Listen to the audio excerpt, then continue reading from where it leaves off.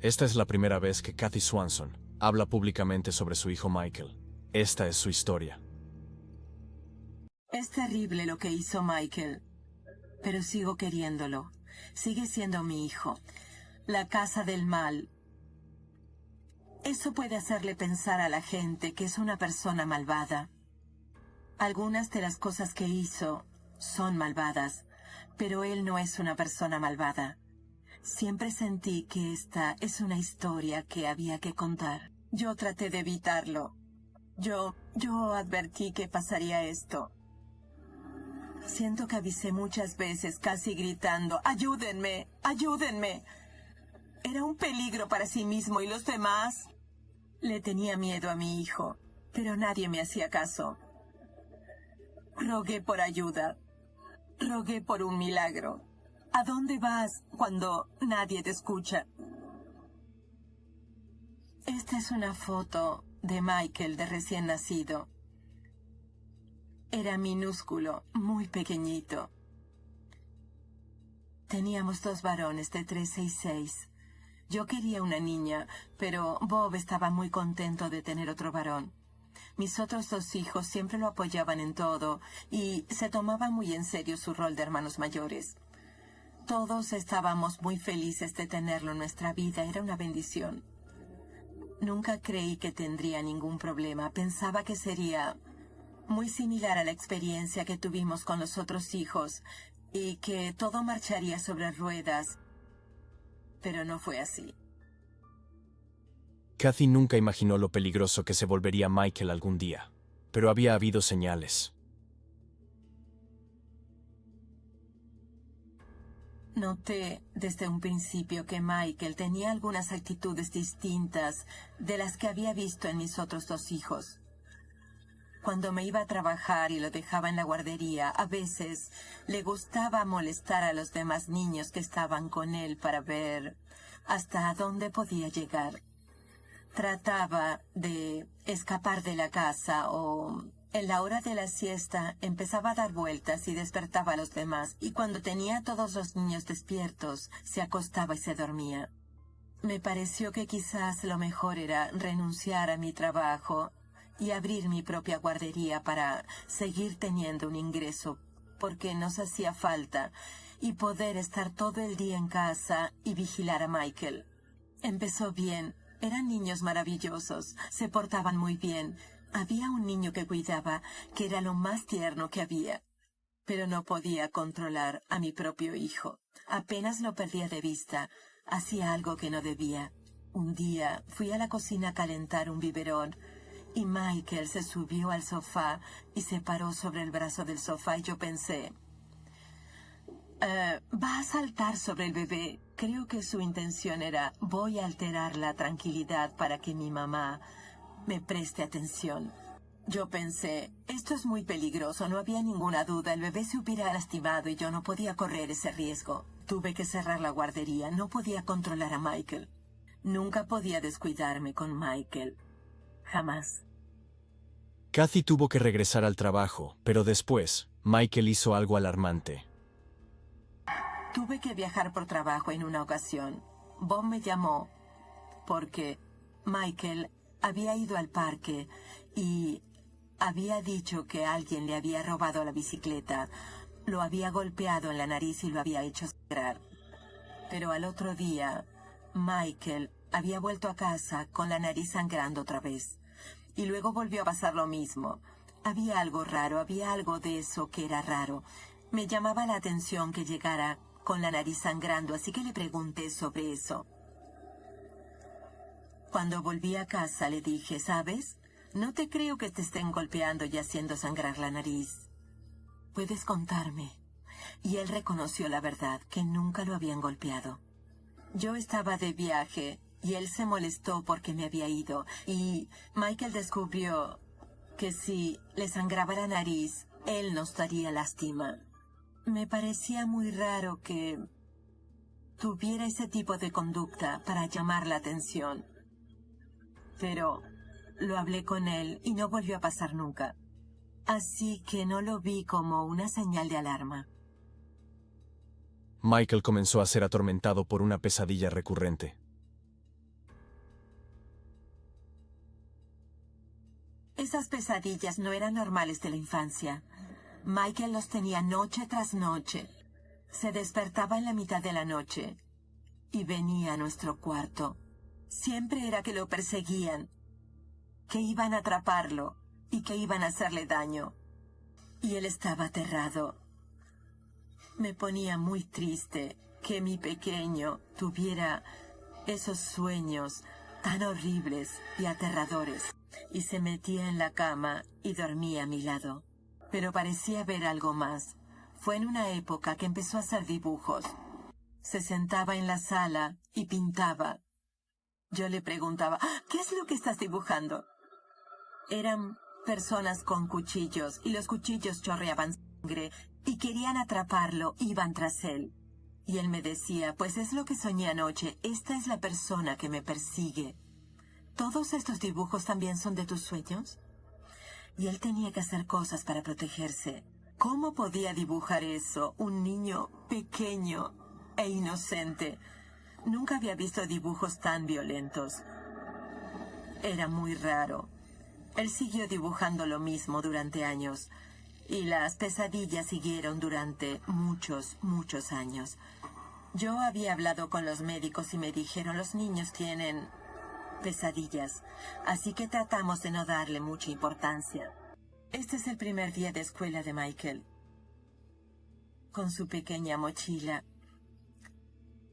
Eran buenos tiempos, era lindo ver que siguiera adelante y creciera, y era como si empezara un nuevo capítulo. Y recuerdo que teníamos muchas ilusiones respecto de nuestro futuro. Le costaba mucho socializar, pero era una época muy prometedora. Yo solo esperaba que él estuviera bien y que creciera y que todo marchara bien. Pero por las noches las cosas eran diferentes. Yo nunca dormía muy bien. Me despertaba cualquier cosa, pequeños ruidos. A veces eran solo los crujidos de la casa, a veces era Michael. Nos costaba que se quedara en la cama y se levantaba y deambulaba por la casa y hacía cosas. Y cada vez le atraían más los cuchillos. Una noche oí un ruido en mi cuarto. Y cuando me desperté vi a Michael sentado en el piso de mi cuarto con una barra de jabón y la estaba cortando con un cuchillo. Me asustó que tuviera un cuchillo en la mitad de la noche. Me levanté despacio de la cama, me fui acercando a él, le saqué el cuchillo y le expliqué, no deberías hacer esto. No es un juguete. Puedes lastimarte mucho. Y le tomé la mano y lo llevé de vuelta a la cama. Y luego, una mañana me levanté y todas las sillas de la cocina tenían una cubierta plástica. Y él había tomado un cuchillo y lo había clavado en todas las sillas. Se veían pequeños tajos en los asientos. Otra vez había hecho todo en la mitad de la noche.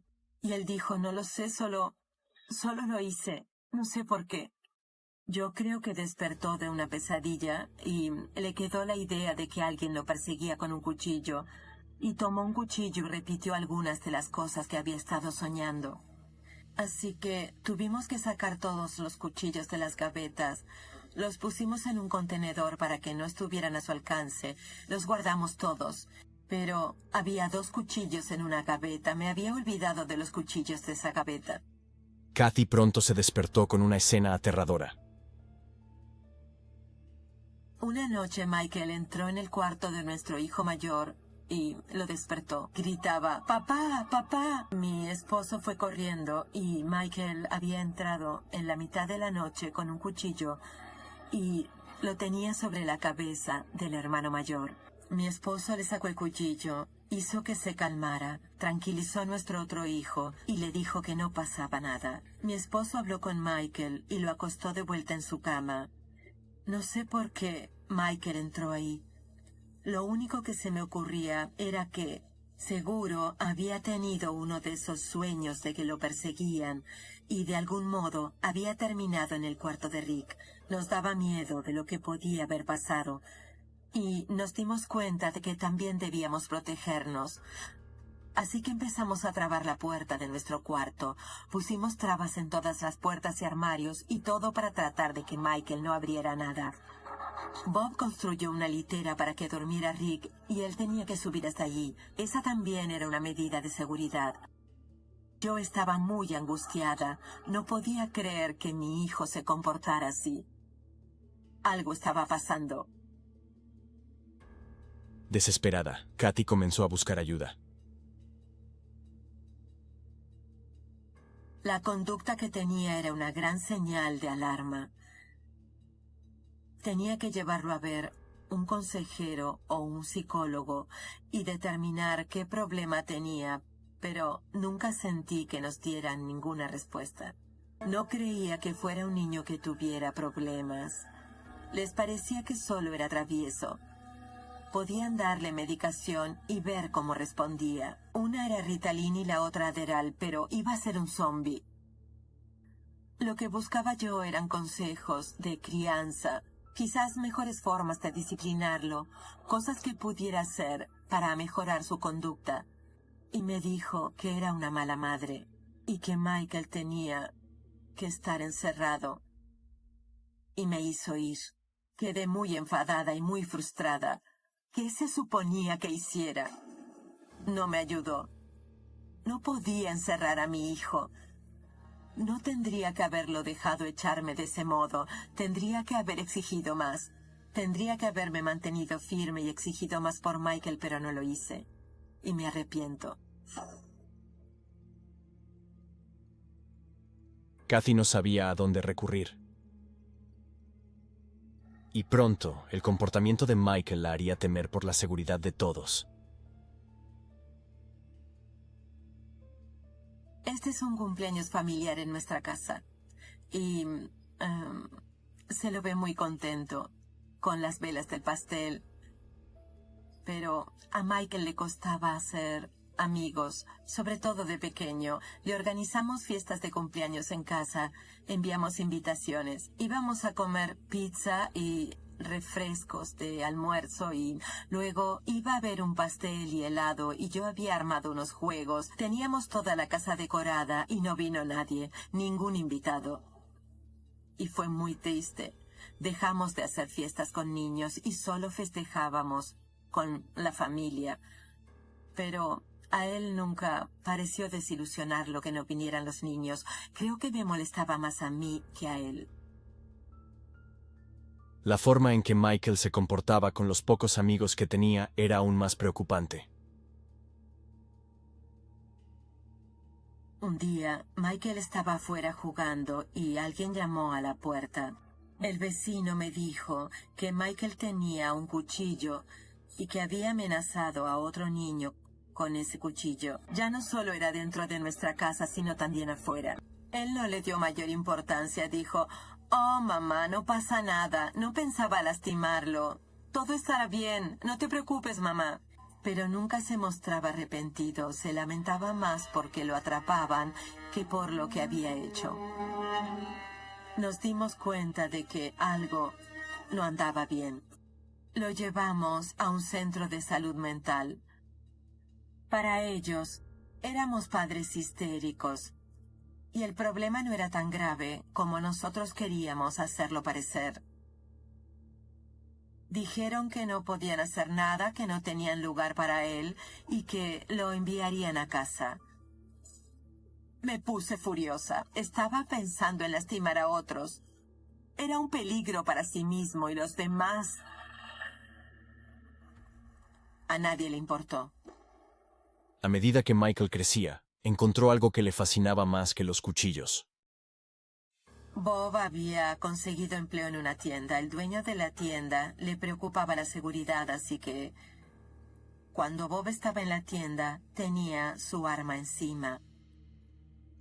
Bob había comprado una pequeña caja fuerte donde guardaba su pistola. También guardaba dinero. Pensamos que era segura. Pero un día Bob fue a la caja fuerte a buscar un poco del dinero que tenía ahí y vio que el dinero no estaba y que alguien había tocado el arma. tenía una pequeña mira láser y la habían dejado encendida. Fuimos a hablar con Michael de eso.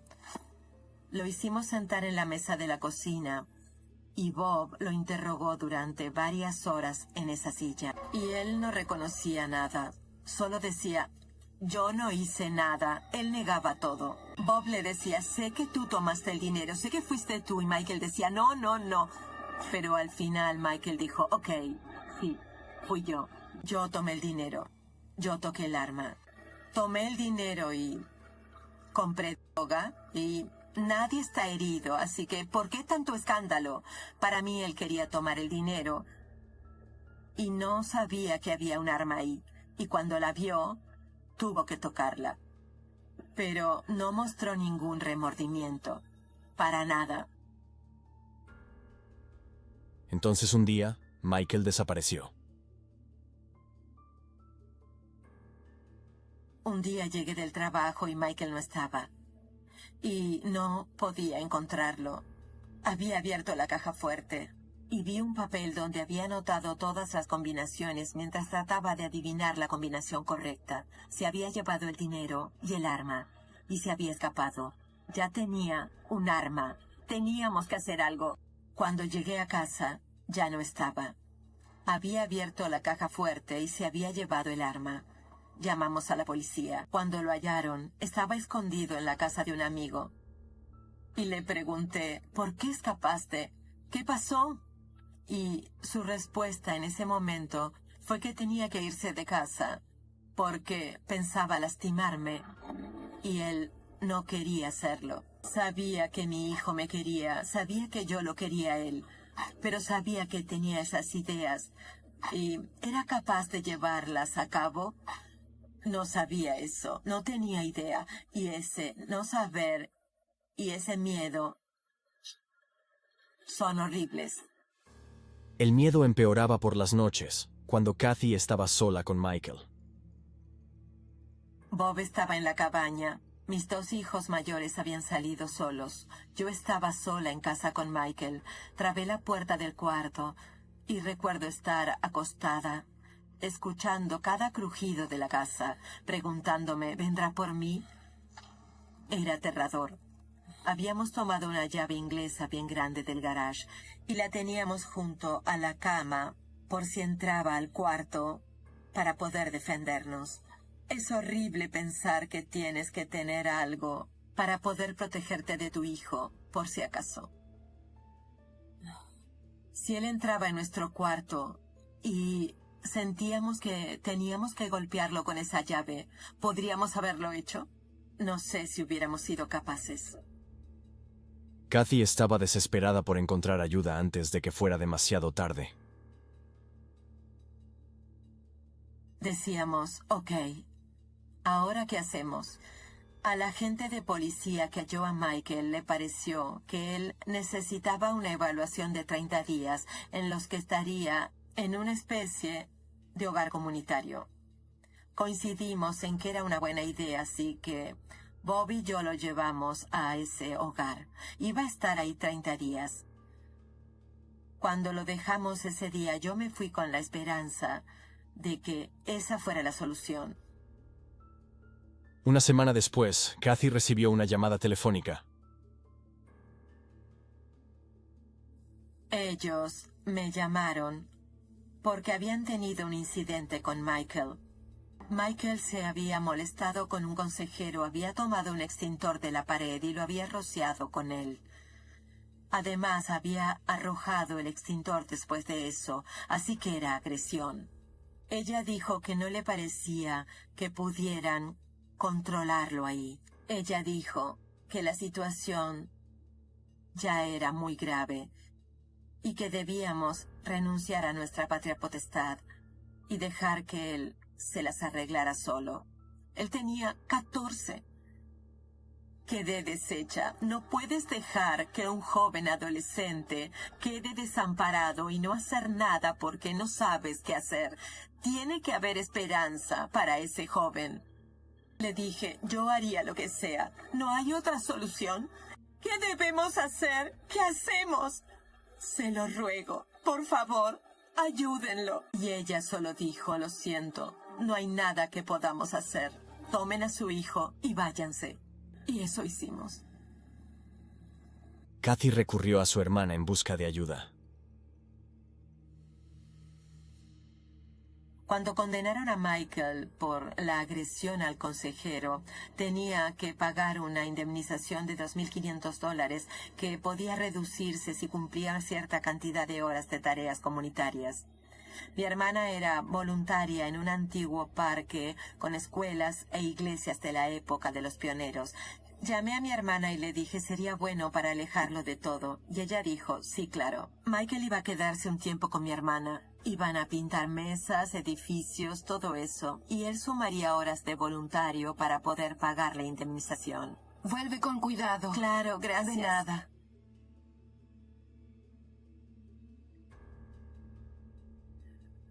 Mi hermana me había llamado varias veces. Necesitaba hablar conmigo.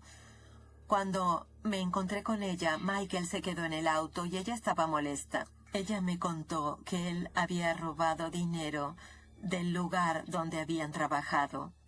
Él lo negó. Ella revisó su maleta y halló el dinero.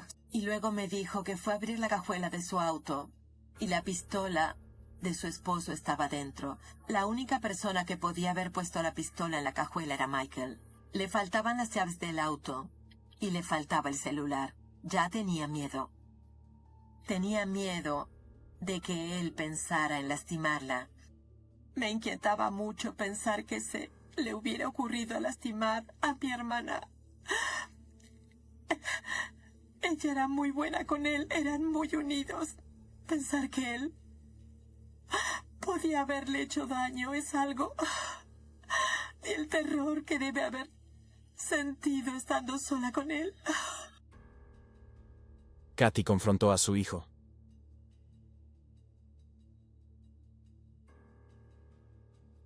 Le pregunté a Michael si había pensado en lastimar a mi hermana. Según él, iba a buscar a un amigo y luego iban a escapar y para conseguir dinero iban a robar restaurantes.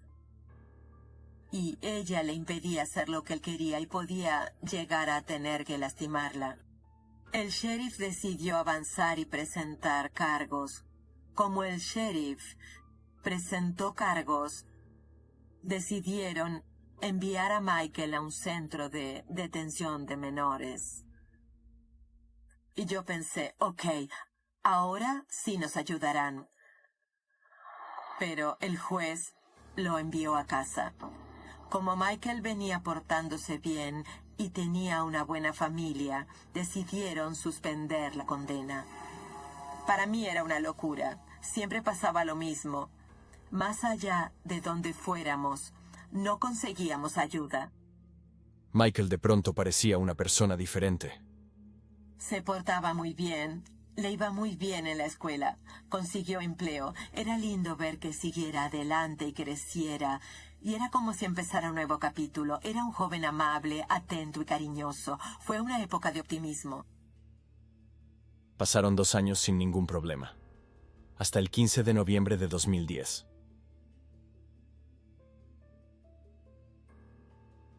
La mañana que desapareció Michael, yo no tenía ninguna preocupación. Fui a despertarlo y no lo oí en su cuarto. La puerta estaba cerrada. Abrí la puerta. Hacía frío. Habían sacado el mosquitero y Michael no estaba. Miré por la ventana y no vi mi camioneta y me quise morir. Desperté a Bob y le dije que Michael había desaparecido. Durante varios años se había portado muy bien, pero creo que fue mi intuición de madre. Tuve la sensación de que esa vez era distinto.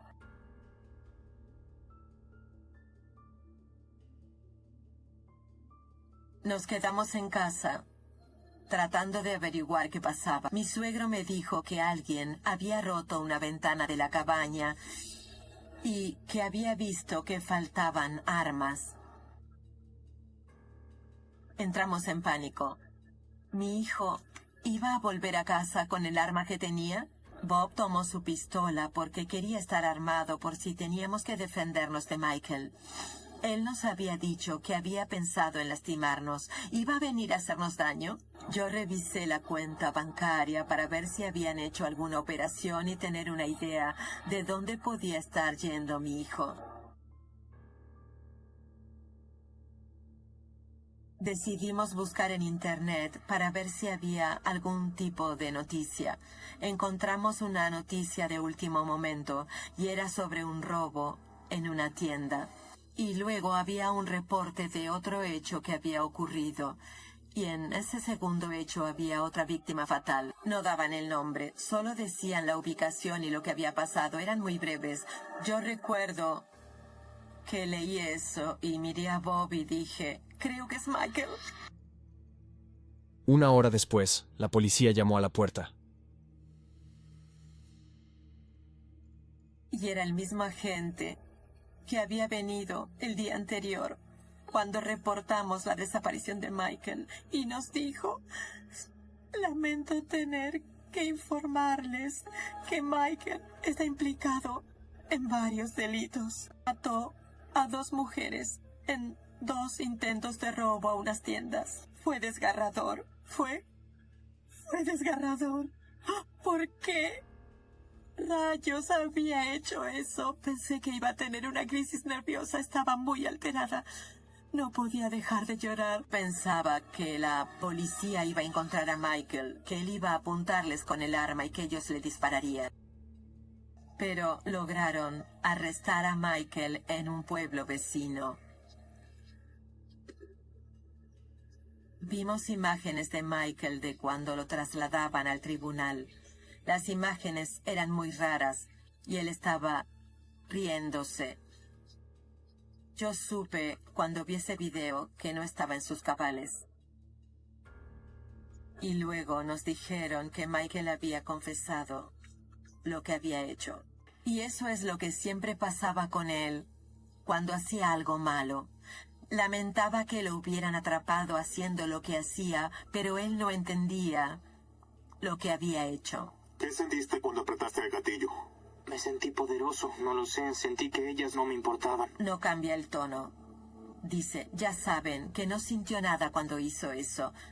Es como si no estuviera ahí. Es alguien vacío el que está ahí. Yo traté de evitarlo. Yo advertí que pasaría esto, pero nadie me hizo caso.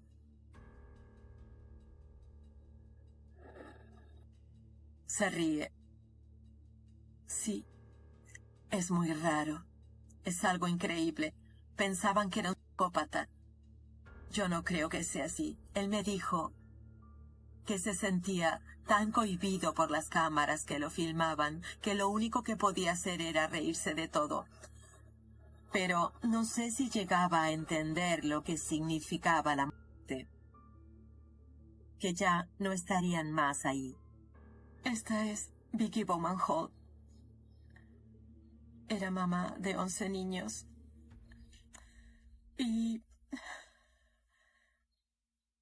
siento pena por esos niños, por su esposo,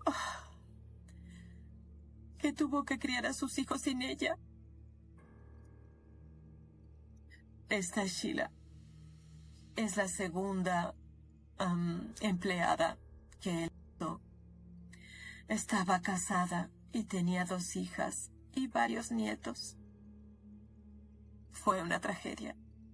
Fue una tragedia. Y lo siento mucho. Lo siento mucho.